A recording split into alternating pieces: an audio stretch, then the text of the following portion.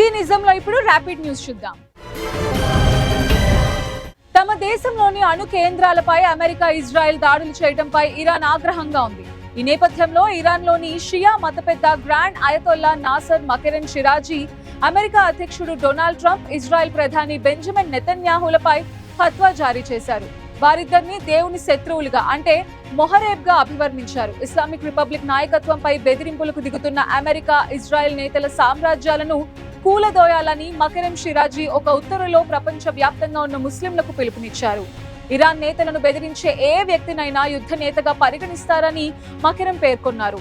Iranian చట్ట ప్రకారం మొహరేబ్గా గుర్తించిన వారికి ఉరిశిక్ష, సిలువ వేయటం, అవయవాలను విచ్ఛేదనం చేయడం లేదా బహిష్కరించడం లాంటివి చేస్తారు. ప్రపంచ వ్యాప్తంగా ఉన్న ముస్లింస్ అంతా ఈ శత్రువులు మాట్లాడిన మాటలు, చేసిన తప్పులకు పశ్చాత్తాపపడేలా చేయడం అవసరమని ఆ ఫత్వాలో పేర్కొన్నారు.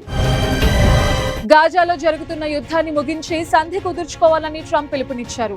ఈ మేరకు ఆయన తన సొంత సోషల్ మీడియా ప్లాట్ఫామ్ ట్రూత్ సోషల్లో పోస్ట్ చేశారు. ఇజ్రాయెల్, హమాస్ లు ఒప్పందం చేసుకుని బందీలను వెనక్కి తీసుకురావాలన్నారు. వచ్చే వారంలోపు హమాస్, ఇజ్రాయెల్ మధ్య కాల్పుల విరమణ ఒప్పందం కుదురుతుంది అన్నారు. అవినీతి కేసులు ఎదుర్కొంటున్న ఇజ్రాయెల్ ప్రధాని నెతన్యాహును సమర్థిస్తూ మరోసారి ట్రంప్ పోస్ట్ చేశారు. నెతన్యాహుపై ప్రస్తుతం కొనసాగుతున్న రాజకీయ వేధింపులు గతంలో తనపైన జరిగాయని అన్నారు. హమాస్ తో ఒప్పందం కుదుర్చుకునే ప్రక్రియలో ఆయన ఉన్నారని, బందీలను వెనక్కి తీసుకురావాలని చూస్తున్నారని, రోజంతా కోర్టులోనే ఉంటే అదెలా సాధ్యమవుతుందని ప్రశ్నించారు. నెతన్యాహుపై కేసులను రద్దు చేయాలని ట్రంప్ గతంలో వ్యాఖ్యలు చేశారు. కరోనా టైంలో నార్త్ కొరియా అధ్యక్షుడు కిమ్ సరిహద్దులపై ఆంక్షలు విధించారు. రీసెంట్ గా వాటిని సడలిస్తూ నిర్ణయం తీసుకున్నారు. నార్త్ కొరియాలో పర్యాటకాన్ని పెంచేందుకు రిసార్ట్ బీచ్ పేరుతో అంతర్జాతీయ స్థాయిలో భారీ ప్రాజెక్ట్ ని చేపట్టారు. ఇటీవల పూర్తయిన ప్రాజెక్ట్ ని కిమ్ పరిశీలించారు. జూలై 1 నుండి దేశీయ పర్యాటకులను ఇక్కడ అనుమతించనున్నట్టు తెలుస్తోంది.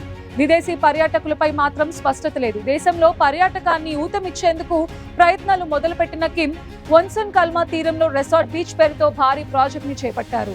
54 hotels, cinema halls, pubs, water పార్కులతో పాటు అనేక సదుపాయాలు ఇక్కడున్నాయి. దాదాపు 20,000 మందికి పైగా పర్యాటకులకు ఆతిథ్యం ఇచ్చేలా ఇక్కడ ఏర్పాట్లు చేశారు.